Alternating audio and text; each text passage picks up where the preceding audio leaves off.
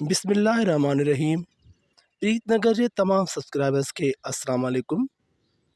अॼु असां सिंधी अदब जे तारीख़ ते लिखियल किताबनि जो मुख़्तसिर जाइज़ो वठंदासीं। सिंधी अदब जे तारीख़ ते हूअं त काफ़ी कमु थियो आहे ऐं काफ़ी अदीबनि, मुहक़क़नि ऐं नक़ादनि उन ते कमु कयो आहे। हिते असां चंद किताबनि जो हवालो ॾींदासीं, चंद किताबनि जो ज़िक्र कंदासीं ऐं सभ खां पहिरियां जेको आहे हिन वीडियो में जेको सुवाल शामिल आहे, पहिरियों सुवाल आहे त डॉक्टर मेमून अब्दुल मजीद सिंधीअ जो सिंधी अदब जे तारीख़ ते लिखियल किताब जो नालो छा आहे? डॉक्टर मेमून अब्दुल मजीद सिंधीअ जो सिंधी अदब जे तारीख़ ते लिखियल किताब जो नालो छा आहे? जिन जो सही जवाब आहे सिंधी अदब जो तारीख़ी जाइज़ो।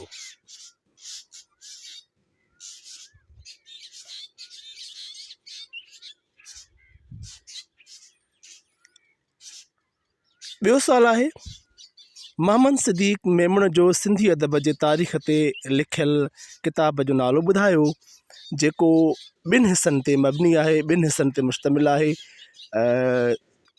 सिंधी अदब जे तारीख़ जे बारे में उन में मालूमात ॾिनल आहे।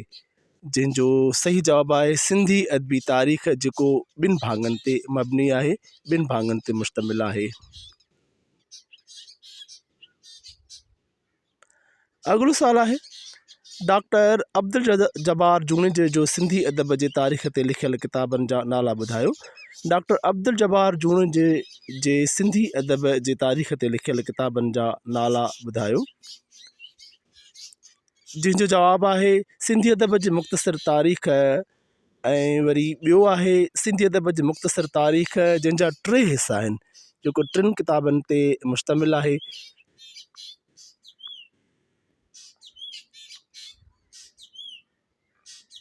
अॻिलो सुवाल आहे, मुख़्तियार अहमद मल्लाह जो सिंधी अदब जे तारीख़ ते लिखियल किताब जो नालो छा आहे?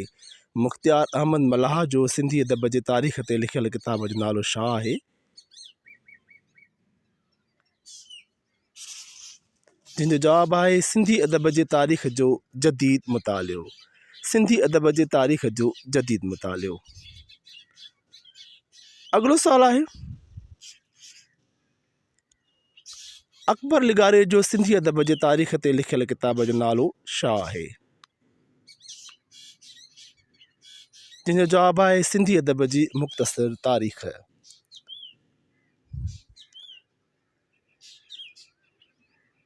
काफ़ी अदीबनि, मुहक़क़नि जो सिंधी अदब जे तारीख़ ते लिखियल किताब जो नालो साॻियो ई अची वञे थो।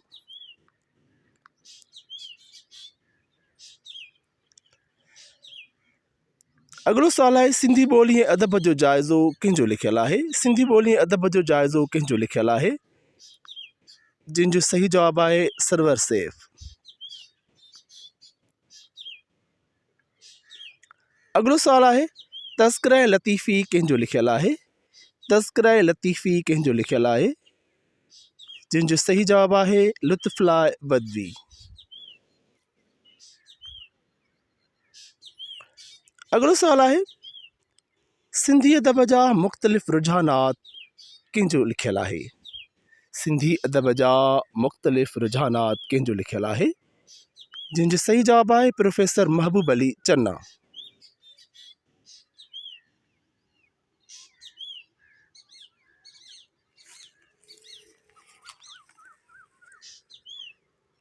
अॻिलो सुवाल आहे, सिंधी ॿोली ऐं अदब जी तारीख़ कंहिंजो लिखियल आहे?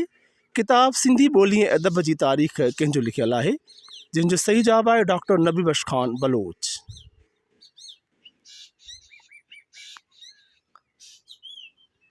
अॻिलो सुवाल आहे, सिंधी अदब जो तनक़ीदी इब्यास, सिंधी अदब जो तनक़ीदी इब्यास कंहिंजो लिखियल आहे?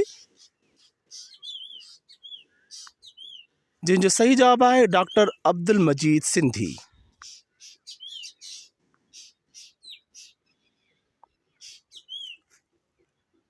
अॻिलो सुवाल आहे, किताब सिंधी अदब जो फ़िक्री पस मंज़र जे मुसनफ़ जो नालो छा आहे? किताब सिंधी अदब जो फ़िक्री पस मंज़र जे मुसनफ़ जो नालो छा आहे? जंहिंजो सही जवाबु आहे डॉक्टर अब्दुल गफ़ूर मेमण।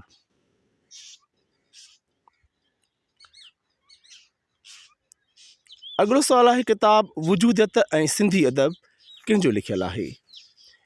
किताब वजूदियत ऐं सिंधी अदब कंहिंजो लिखियलु आहे? जंहिंजो सही जवाबु आहे अब्दुल वहीद जतोई।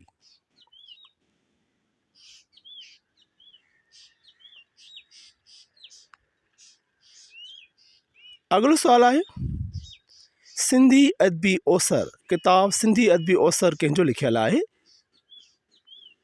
जंहिंजो सही जवाबु आहे ज़ुबैदा पीर मोहम्मद शेख।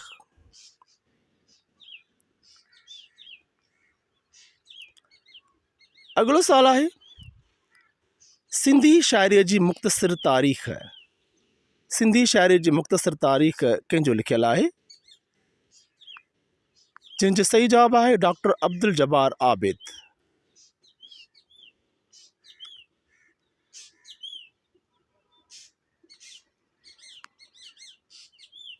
अॻिलो सुवालु आहे सिंधी अदब कंहिंजो लिखियलु आहे?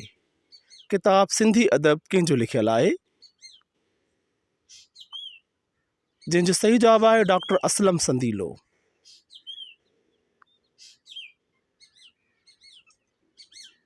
अॻिलो सुवालु आहे मौजूदा सिंधी अदब कंहिंजो लिखियलु आहे? मौजूदा सिंधी अदब कंहिंजो लिखियलु आहे? जंहिंजो सही जवाबु आहे अब्दुल करीम लिगारी।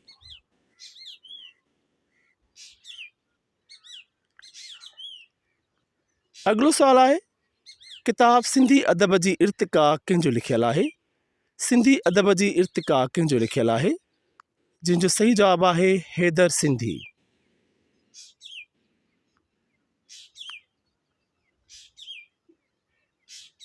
अॻिलो सुवालु आहे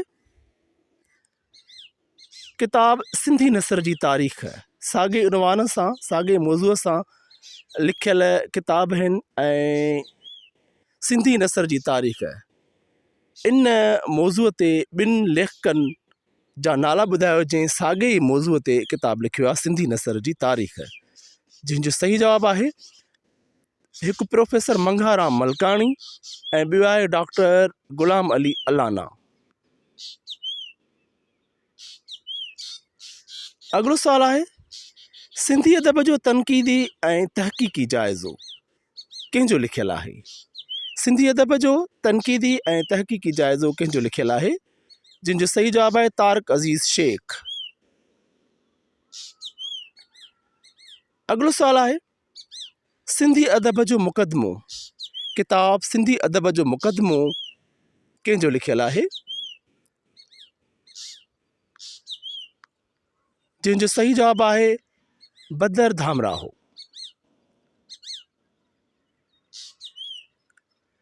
इंशाअल्लाह वरी ॿी वीडियो में नए टॉपिक सां गॾु अव्हां जी ख़िदमत में हाज़िर थींदासीं।